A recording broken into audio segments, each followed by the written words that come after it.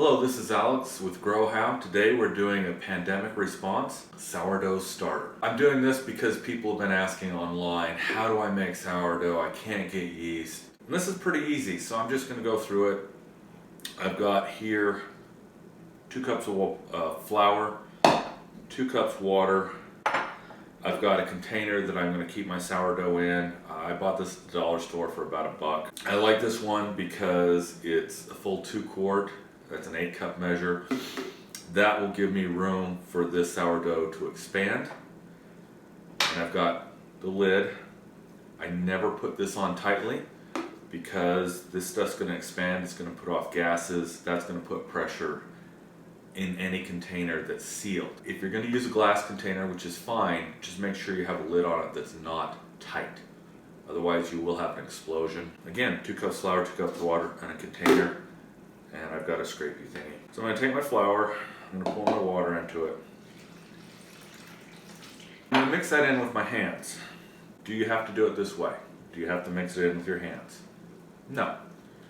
You can mix it in with a spoon, you can mix it in with a spatula, you can mix it in with a blender. You don't have to. But what happens with sourdough is you have about half of your microbes in it, and that's yeast and bacteria. Those are both very important for sourdough. The bacteria is what gives it the sour taste. About half of those come from your flour. About the other half of microbes, roughly, comes from your hands. There's going to be somebody out there that says, you should have washed your hands. I did. Washing your hands gets rid of your pathogenic viruses, pathogenic bacteria, most of your pathogenic yeast, but it does not clear your skin of all microbes. It can't and won't, and if it did, it would be unhealthy for you.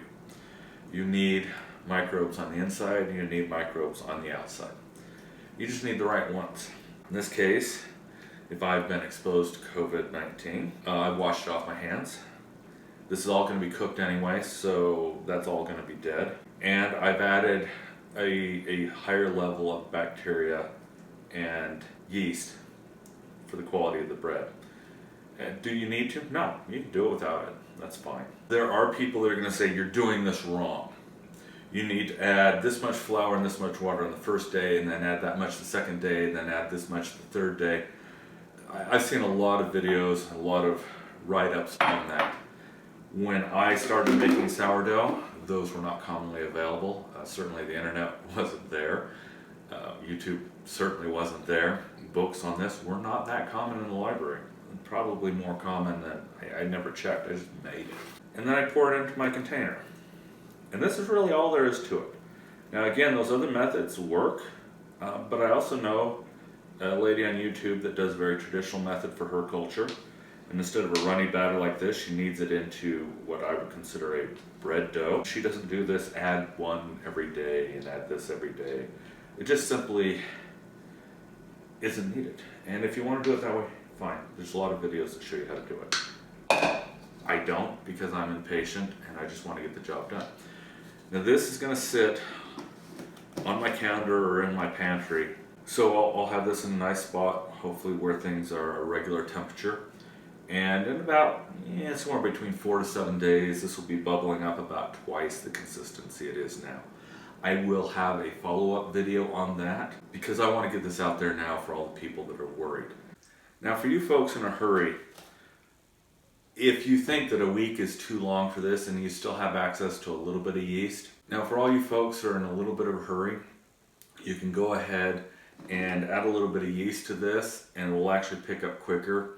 Probably within 12 hours, maybe even quicker. That's going to be something that will affect the quality early on. You won't have as much of the sour quality that people prize in sourdough, but with time, the natural yeasts are going to dominate and the bacteria are going to dominate. Commercial yeast just isn't well suited towards home production. It's very used to a consistent laboratory heat, very consistent treatment, which you're not going to get in the home. Even if I stick it in my closet here, that's going to be a lot more standardized temperature than out here in the kitchen, but it's still not going to be very controlled. So eventually those good yeast scents I said sense because I'm smelling the yeast starting to work here. It's slow, but I can smell it. But those good commercial yeast, it's just not the right condition for it. So there's a trade-off there: speed, and eventually you'll get the sourdough quality you want. But it's a cheat. You don't need to do it. It's not required. It's not going to affect things long term. It just affects it short term. In video 2, I'm going to do a second follow-up, showing how this is expanded and what it looks like when it's ready. If you've got it around, you should use it in multiple ways. So we'll talk a little bit about that. And then if you have any questions, hit me up in the comments below. Keep in mind, this is going to be a series. And it's a how-to series that even once the pandemic is done and over with, which is going to take a couple months, these are good skills to have at home and to use and to be familiar with. And catch you later on the next video. Manana.